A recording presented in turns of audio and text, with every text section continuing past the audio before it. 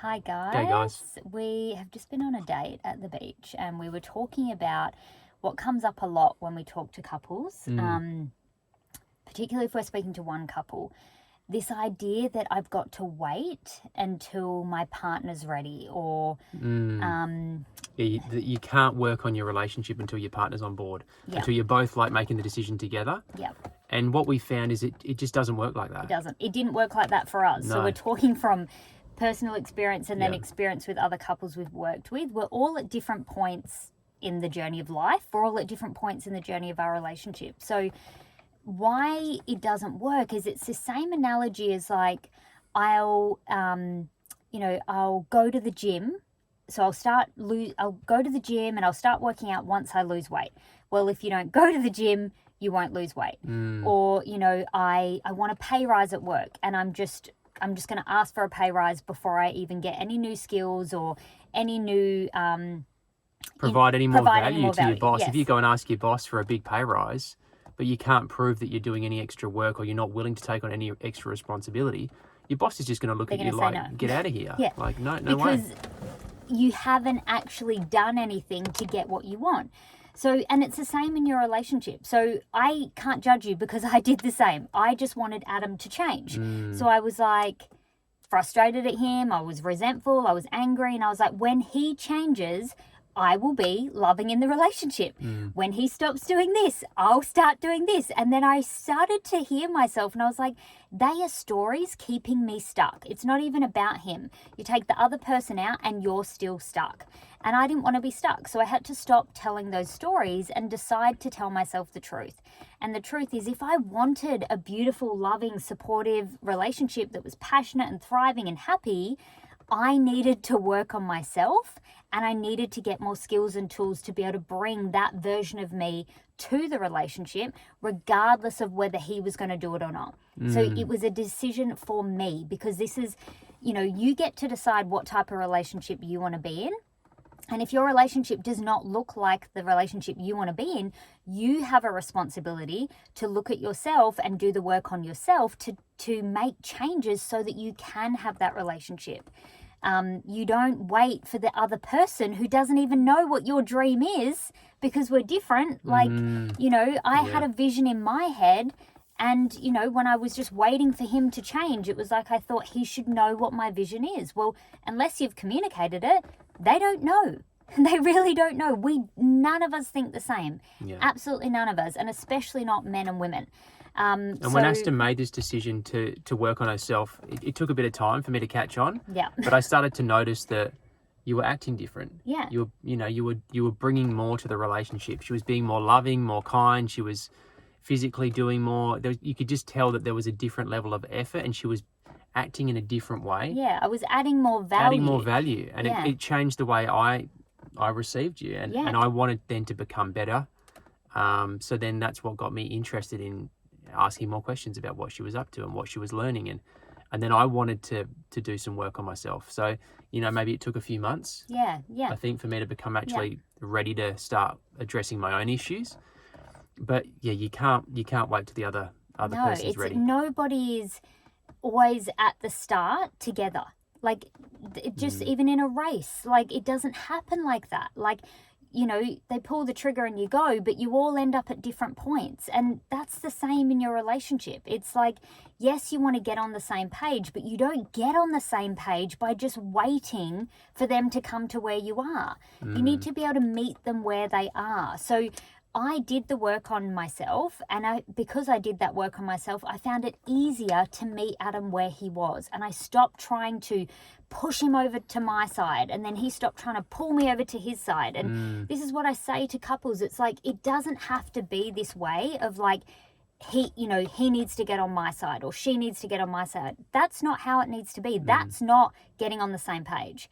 That's not loving. That's not win-win. What we create in our relationship is win-win. What we teach is like taking that middle path, allowing you both to be heard, allowing you both to be validated and, supported and celebrated and appreciated in the relationship. And then you choose a path that is going to, meet both of your needs. And that path exists, but you can't see it if you're so stuck in your own ways. So many of us are literally standing in our own way of what we want. We have to get out of our own way. It was the same for us. I had all these stories in the way that weren't allowing our relationship to evolve. Stories like, he needs to do this. He's not doing that. I'll be happy when he does this. I'll be happy when he does that. And kind of needing him to prove it to me. Like prove it to me or convince me. Love doesn't need to be proven. Love doesn't need to convince. That's conditional love, and it's very fear-based. And a lot of our relationships are based on that, and that's why they don't last. That's why they run out. It's not sustainable. So how you break that is by you work on yourself first. You start doing the work on you. And then I felt, and I hear this from women all the time, I knew that I was bringing the best version of me to the relationship, and that is the thing you have the most control over. And that affects 99% of the success of your relationship is who you bring to the relationship, not who your partner is being for you to be happy or any of those things, because your happiness is your responsibility, not your partner's. So that's your number one focus. Who are you bringing to the relationship? Because you get who you are. And that's what I realized, I was getting who I was in the relationship. So it didn't make sense to just tell him to work on himself. I had to work on me. And when I worked on me, I brought a different version of me to the relationship, a better version of myself. Then it made Adam want to meet me in that. He wanted to meet me in being a better version of himself. And I no longer had to point the finger and be like, why aren't you doing this? I'm doing that. You're doing that. I didn't even need to do that because the actions on the outside said that. He could no longer point the finger at me and say, you're doing X, Y, Z, because I wasn't doing it. I wasn't doing those things anymore. So then he had to point the finger at himself and actually go, well, hang on a minute. I've got to take responsibility here, and I've got to lift my game. Yeah, so we waste so much time hanging it on the other person. Don't hang your happiness, your love, your joy, anything on anybody outside of you. Take full responsibility. Start to do the work for yourself to get the results that you want. It's really about you in the beginning. It's about you getting what you need and you showing up for that. And then give your partner the opportunity to meet you in that journey, and that's what I did with Adam. I just, he noticed a difference. He asked what I was doing, and I said, I'd love you to join me on this journey because I want to experience the truest, most loving, best version of me, and I want to experience that version of you. And in order to experience that version, we need to work on ourselves, not just keep blaming each other. So we really hope that this inspires you to just stop believing that lie, that you need to wait. You need to wait for them to change. You need to wait for them to be on board, because it's just not true. And you'll be waiting forever. Your partner's timeline is never going to be your timeline. Yeah. Your timeline is never going to be theirs. Like, you're completely different people, and that's okay. It's okay. You can work within that, but don't use it as an excuse. Don't use it as an excuse. I told myself it was a reason, and I wasted so much time. I had to face the truth that it was an excuse. It was an excuse. And maybe you're, bringing that excuse like I was, because I was scared. I was like, well, what if I make all these changes and then he doesn't meet me in it and then it doesn't work? Well, what I realized in that is I knew that I would be leaving with no regrets. I knew that I had done everything that I could to bring the best version of me, to make this relationship the best it could be. So I had no regrets. Whereas if I didn't try, I was going to leave with regrets. And if I just waited for him, I was just getting more angry and resentful and frustrated, and I felt trapped and stuck. I felt like I had no control, and that wasn't true. I did have control. I had control over me and who I was bringing to the relationship. So yeah, we hope this inspires you, because this is how you get the ball rolling to improve your relationship. Start to do the work on you. Yeah. Look at yourself.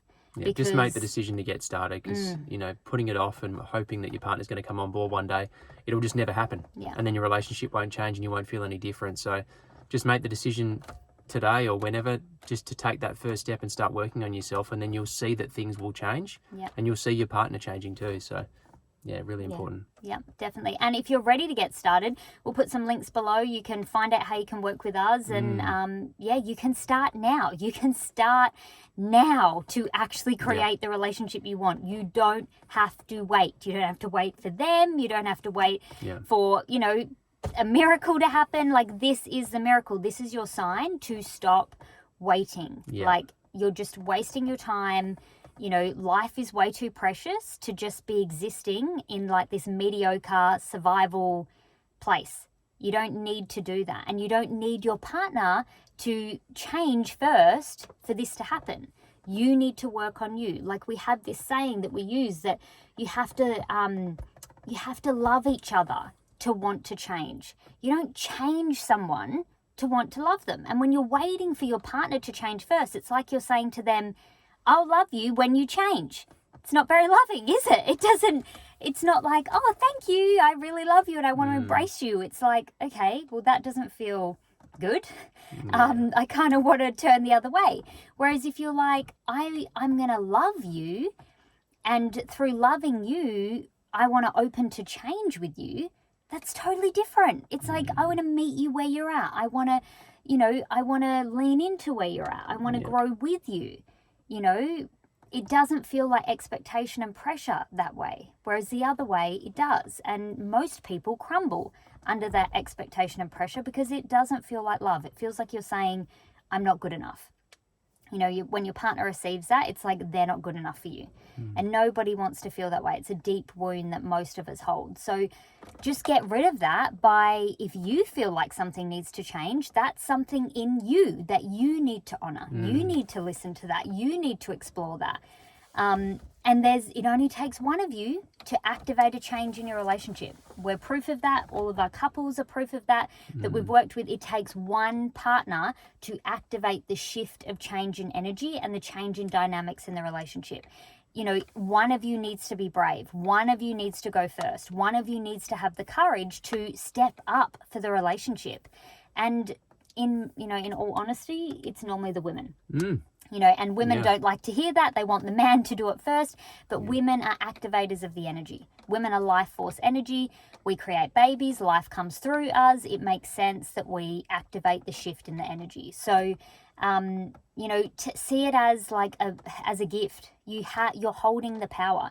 I say to women all the time, you're holding the power to completely change your relationship, but you're not using it. You're not harnessing it. So please listen to that calling. If you have that fire or that calling, that inkling inside of you that's saying something needs to change, listen to it and start that change in you now. You don't have to wait.